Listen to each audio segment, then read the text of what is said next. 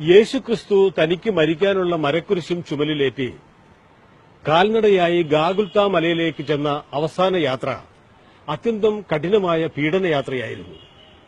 ആ യാത്രയെ അതേപടി ഈ കഴിഞ്ഞ ദുഃഖവെള്ളിയാഴ്ച ദിവസം ചങ്ങനാശ്ശേരിയിലെ ഈര ലൂർദ് മാതാപ്പള്ളിയുടെ നേതൃത്വത്തിൽ അവതരിപ്പിച്ചു. അത് കണ്ടുനിന്ന നാനാജാതി ജനങ്ങൾ യേശുവിന്റെ തിരുമുറിവുകൾ സ്വയം ഏറ്റുവാങ്ങുകയായിരുന്നു. ചങ്ങനാശ്ശേരിയിൽ നിന്നും കോട്ടയത്തേക്കുള്ള പ്രധാന പാതയിൽ കുറിച്ചിക്കടുത്താണ് ഈര ലൂർദ് മാതാപ്പള്ളി. ദുഃഖവെള്ളിയാഴ്ച ദിവസം വൈകുന്നേരത്തോടെ വിശ്വാസികളും നാട്ടുകാരുമെല്ലാം ഒത്തുകൂടിയിരിക്കുകയാണ്. ഇവിടെ തീർത്തും വ്യത്യസ്തമായൊരു പീഠാനുഭവ യാത്ര തുടങ്ങുന്നു. പള്ളി വികാരി ഫാദർ ഷാജി തുമ്പേച്ചിറയിൽ ആണ് ഇങ്ങനെയൊരു യാത്രയെക്കുറിച്ചുള്ള ആശയം മുന്നോട്ട് വെച്ചത്. ഗ്രാമവീഥിയിലൂടെ ഈശോ അന്ന് അനുഭവിച്ച വേദനകളൊന്ന് റീക്രിയേറ്റ് ചെയ്യുകയാണ്. വെറുതെ റീക്രിയേറ്റ് ചെയ്ത് പോകുകയല്ല, ഇവരോട് ഈ ആർട്ടിസ്റ്റുകളൊക്കെ പ്രാർത്ഥിച്ചൊരുങ്ങിയവരാണ്, ഈ ഇടവക ജനം മുഴുവൻ പ്രാർത്ഥിച്ചവരാണ്. അപ്പം ഈ ഗ്രാമത്തിന് വേണ്ടിയും ലോകത്തിന് വേണ്ടിയും പ്രാർത്ഥിച്ചുകൊണ്ട് നീങ്ങുകയാണ്. പിലാത്തോസിന്റെ അരമനയിൽ നിന്നും ഗാഗുൽത്ത മലയിലേക്കാണ് കുരിശുയാത്ര. യേശു കുറ്റവാളിയല്ലെന്ന് ബോധ്യമായിട്ടും നിസ്സഹായനായ പിലാത്തോസിന് യേശുവിനെ ശിക്ഷിക്കേണ്ടി വന്നു. ഈ രക്തത്തിൽ എനിക്ക് പങ്കില്ല എന്ന് പ്രഖ്യാപിച്ചുകൊണ്ടായിരുന്നു അത്. ഈ നീതിമാന്റെ രക്തത്തിൽ എനിക്ക് പങ്കില്ല.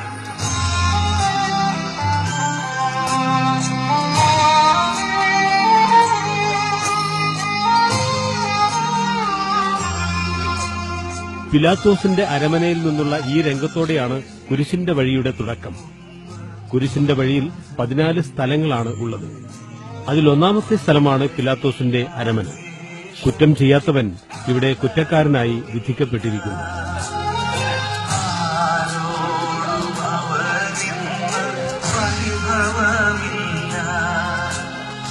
ഇതുപോലെ നമ്മയും മറ്റുള്ളവർ തെറ്റിദ്ധരിക്കുമ്പോഴും നമ്മോട് നിർദ്ദയമായി പെരുമാറുമ്പോഴും യേശുവിനെ പോലെ അതെല്ലാം സമചിത്തതയോടെ സഹിക്കുവാൻ നമുക്കും പ്രാപ്തിയുണ്ടാവേണമേ എന്നാണ് പ്രാർത്ഥന.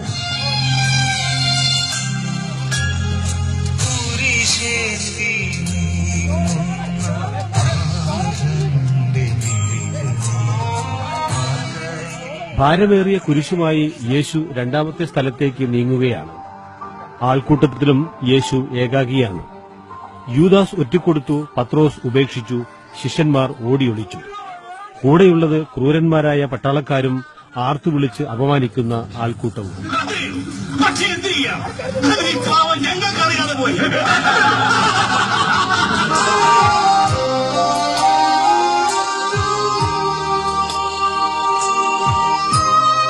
ക്ഷീണിച്ച ശരീരവും വിറയ്ക്കുന്ന കാലുകളുമായി നീങ്ങിയ യേശു മുട്ടുകുത്തി വീഴുന്നു. അപ്പോഴും പട്ടാളക്കാരുടെ ചാട്ടവാറടി.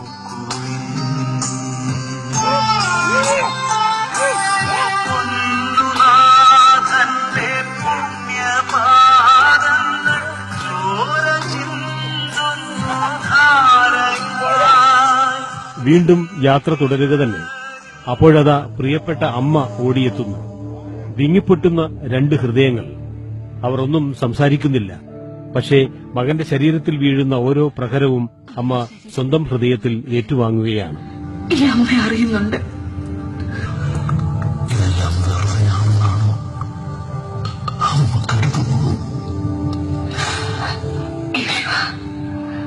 ഈ ലോകത്തിന്റെ ശരിയാണ്. നിന്റെ വഴികൾ തെറ്റിപ്പോവില്ലെന്ന് എനിക്കറിയാം.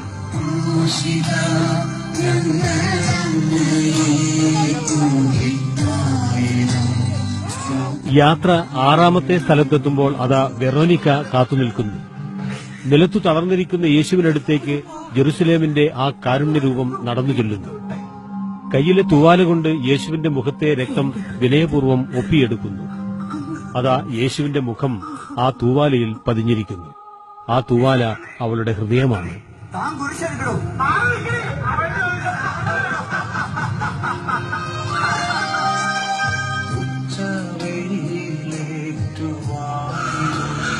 ഏഴാമത്തെ സ്ഥലത്തെത്തിയപ്പോൾ യേശു പിന്നെയും വീണു. ആൾക്കൂട്ടം പരിഹസിച്ചുകൊണ്ട് ആർത്തു വിളിക്കുകയാണ്. നിന്റെ മുൾമൂടി തീർത്തതെന്നോടെ പാപമാണെന്റെ യേശുവേ, 10ാമത്തെ സ്ഥലമായ ഗാഗുൽത്തയിൽ എത്തിയിരിക്കുന്നു. അവിടെ വെച്ച് യേശുവിന്റെ വസ്ത്രങ്ങളെല്ലാം അഴിച്ചുമാറ്റുകയാണ്. പട്ടാളക്കാർ അവ വീതം വെച്ച് എടുത്തു. പിന്നെ കുരിശിലേറ്റലാണ്. കുരിശിൽ കിടത്തി കൈകളിലും കാലുകളിലും ആണിയടിച്ചു കയറ്റുന്നു.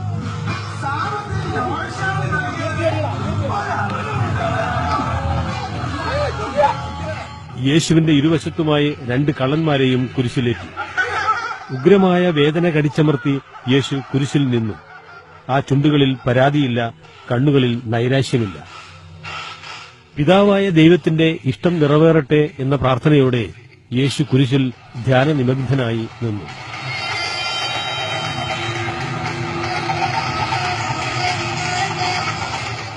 ഒടുവിൽ മൃതദേഹം കുരിശിൽ നിന്ന് ഇറക്കി മാതാവിന്റെ മടിയിൽ കിടത്തി.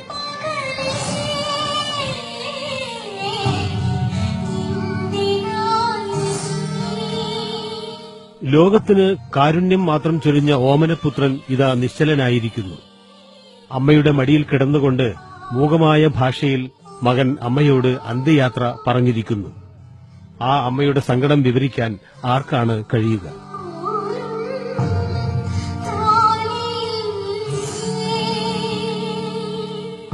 യേശുവായി വേഷമിട്ടത് ബാങ്ക് ഉദ്യോഗസ്ഥൻ കൂടിയായ ബൈജു ആണ്.